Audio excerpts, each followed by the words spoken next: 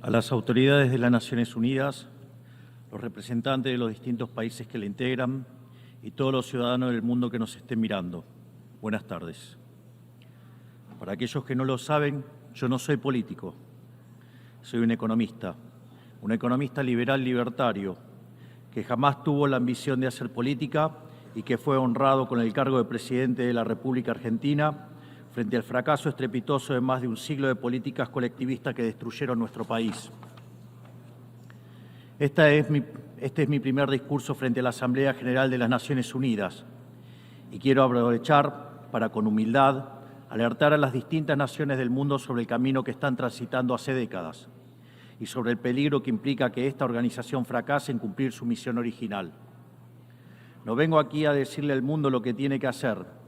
Vengo aquí a decirle al mundo, por un lado, lo que va a ocurrir si las Naciones Unidas continúan promoviendo las políticas colectivistas que vienen promoviendo bajo el mandato de la Agenda 2030, y por el otro, cuáles son los valores que la nueva Argentina defiende.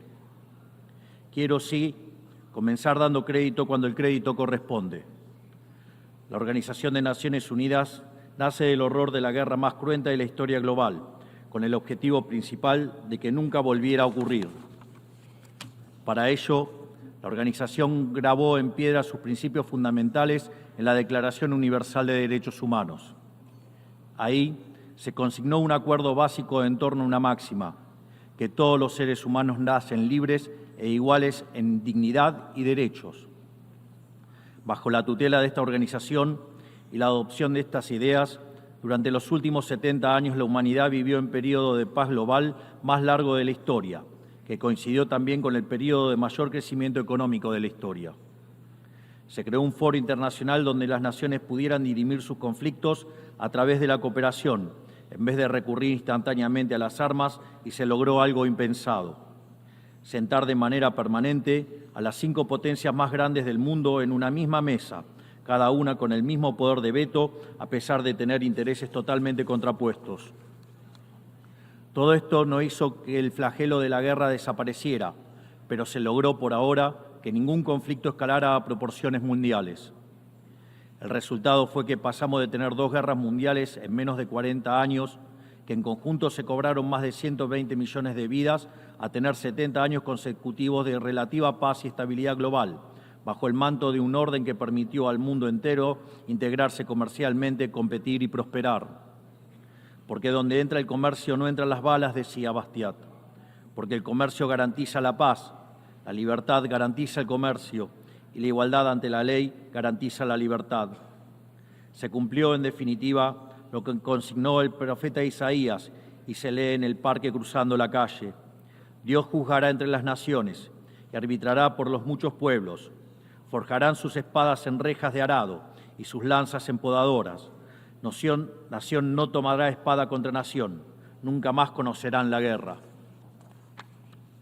Esto es lo que ha ocurrido mayormente bajo la tutela de las Naciones Unidas en sus primeras décadas. Y por eso, desde esta perspectiva, estamos hablando de un éxito destacable en la historia de las naciones que no puede ser soslayado. Ahora bien, en algún momento, y como suele ocurrir con la mayoría de las estructuras burocráticas que los hombres creamos, esta organización dejó de velar por los principios esbozados en su declaración fundante y comenzó a mutar. Una organización que había sido pensada esencialmente como un escudo para proteger el reino de los hombres se transformó en un leviatán de múltiples tentáculos que pretende decidir no solo qué debe hacer cada Estado-nación, sino también cómo deben vivir todos los ciudadanos del mundo. Así es como pasamos de una organización que perseguía la paz a una organización que le impone una agenda ideológica a sus miembros sobre un sinfín de temas que hacen a la vida del hombre en sociedad. El modelo de Naciones Unidas, que había sido exitoso, cuyo origen podemos rastrear en las ideas del presidente Wilson, que hablaba de la sociedad de paz sin victoria y que se fundaba en la cooperación de los Estados-nación, ha sido abandonado. Ha sido reemplazado por un modelo de gobierno supranacional de burócratas internacionales que pretenden imponerle a los ciudadanos del mundo un modo de vida determinado. Lo que se está discutiendo esta semana aquí en Nueva York, en la Cumbre del Futuro, no es otra cosa que la profundización de ese rumbo trágico que esta institución ha adoptado. La profundización de un modelo que, en palabras del propio secretario de las Naciones Unidas, exige definir un nuevo contrato social a escala global, redoblando los compromisos de la Agenda 2030. Quiero ser claro en la posición de la Agenda Argentina. La Agenda 2030, aunque bien intencionada en sus metas, no es otra cosa que un programa de gobierno supranacional de corte socialista, que pretende resolver los problemas de la modernidad con soluciones que atentan contra la soberanía de los Estados-nación y violentan el derecho a la vida, a la libertad y a la propiedad de las personas. Es una agenda que pretende solucionar la pobreza, la desigualdad y la discriminación con legislación que lo único que hace es profundizarla. Porque la historia del mundo demuestra que la única manera de garantizar la prosperidad es limitando el poder del monarca, garantizando la igualdad ante la ley y defendiendo el derecho a la vida, a la libertad y a la propiedad de los individuos. Ha sido precisamente la adopción de esa agenda que obedece a intereses privilegiados y el abandono de los principios esbozados en la Declaración Universal de Derechos Humanos de las Naciones Unidas lo que tergiversó el rol de esta institución y la puso en una senda equivocada. Así, hemos visto cómo una organización que nació para defender los derechos del hombre ha sido una de las principales propulsoras de la violación sistemática de la libertad, como por ejemplo con las cuarentenas a nivel global durante el año 2020 y que debería ser considerado un delito de lesa humanidad. En esta misma casa, que dice defender los derechos humanos, han permitido el ingreso al Consejo de Derechos Humanos a dictaduras sangrientas como la de Cuba y Venezuela sin el más mínimo reproche. En esta misma casa, que dice defender los derechos de las mujeres, permite el ingreso al Comité para la Eliminación de la Discriminación contra la Mujer a países que castigan a sus mujeres por mostrar la piel. En esta misma casa, sistemáticamente se ha votado en contra del Estado de Israel, que es el único país de Medio Oriente que defiende la democracia liberal, mientras se ha demostrado en simultáneo una incapacidad total de responder al flagelo del terrorismo.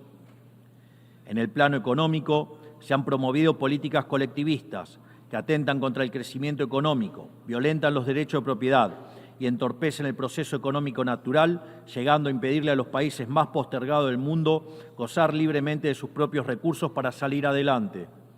Regulaciones y prohibiciones impulsadas precisamente por los países que se desarrollaron gracias a hacer lo mismo que hoy condenan. Se ha promovido además una relación tóxica entre las políticas de gobernanza global y los organismos de crédito internacional, exigiéndole a los países más relegados que comprometan recursos que no tienen en programas que no necesitan, convirtiéndolo en deudores perpetuos para promover la agenda de las élites globales. Tampoco ha ayudado el tutelaje del Foro Económico Mundial, donde se promueven políticas ridículas con anteojeras maltusianas, como las políticas de emisión cero, que dañan sobre todo a los países pobres, a las políticas vinculadas a los derechos sexuales y reproductivos, cuando la tasa de natalidad de los países occidentales se está desplomando, anunciando un futuro sombrío para todos. Tampoco la organización ha cumplido satisfactoriamente su misión de defender la soberanía territorial de sus integrantes, como sabemos los argentinos de primera mano en la relación con las Islas Malvinas. Y llegamos incluso a una situación en la que el Consejo de Seguridad, que es el órgano más importante de esta casa, se ha desnaturalizado, porque el veto de sus integrantes permanentes se empezó a utilizar en defensa de los intereses particulares de algunos.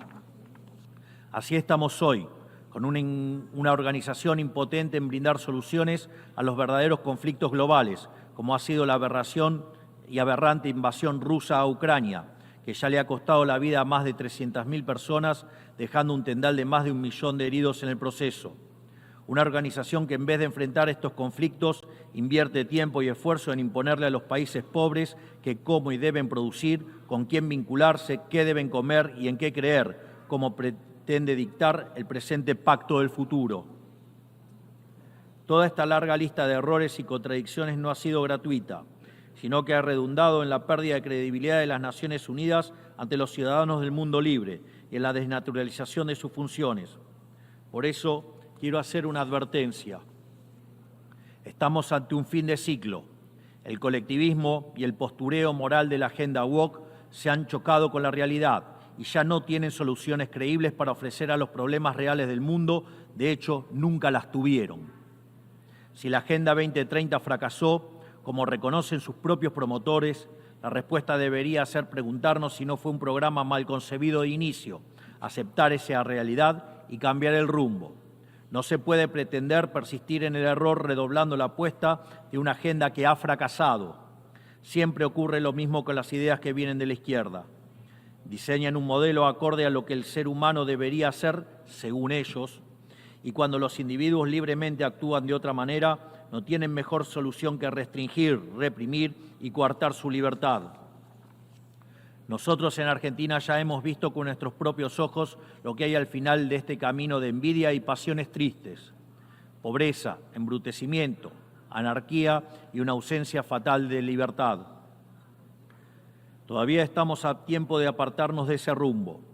Quiero ser claro con algo para que no haya malas interpretaciones. La Argentina, que está viviendo un proceso profundo de cambio en la actualidad, ha decidido abrazar las ideas de la libertad. Esas ideas que dicen que todos los ciudadanos nacemos libres e iguales ante la ley, que tenemos derechos inalienables otorgados por el Creador, entre los que se encuentran el derecho a la vida, a la libertad y a la propiedad. Esos principios que ordenan el proceso de cambio que estamos llevando adelante en la Argentina son también los principios que guardarán nuestra conducta internacional a partir de ahora. Creemos en la defensa de la vida de todos. Creemos en la defensa de la propiedad de todos. Creemos en la libertad de expresión para todos. Creemos en la libertad de culto para todos. Creemos en la libertad de comercio para todos. Y creemos en los gobiernos limitados, todos ellos. Y como en estos tiempos lo que sucede en un país impacta rápidamente en otros, creemos que todos los pueblos deben vivir libres de la tiranía y la opresión, ya sea que tome forma de opresión política, de esclavitud económica o de fanatismo religioso. Esa idea fundamental no debe quedarse en meras palabras, tiene que ser apoyada en los hechos, diplomáticamente, económicamente y materialmente, a través de la fuerza conjunta de todos los países que defendemos la libertad. Esta doctrina de la nueva Argentina no es más ni menos que la verdadera esencia de la Organización de las Naciones Unidas, es decir, la cooperación de Naciones Unidas en defensa de la libertad.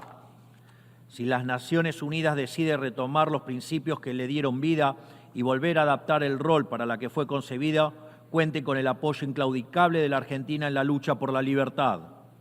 Sepa también que la Argentina no acompañará ninguna política que implique la restricción de las libertades individuales, del comercio ni la violación de los derechos naturales de los individuos.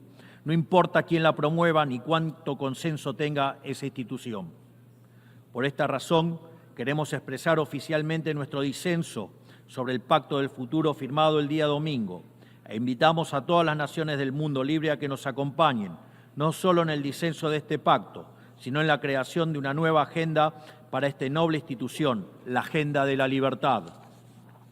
A partir de este día, sepan que la República Argentina va a abandonar la posición de neutralidad histórica que nos caracterizó y va a estar a la vanguardia de la lucha en defensa de la libertad. Porque, como decía Thomas Paine, aquellos que desean cosechar las bendiciones de la libertad deben como hombres soportar la fatiga de defenderla. Que Dios bendiga a los argentinos y a todos los ciudadanos del mundo y que las fuerzas del cielo nos acompañen. ¡Viva la libertad, carajo! Muchas gracias.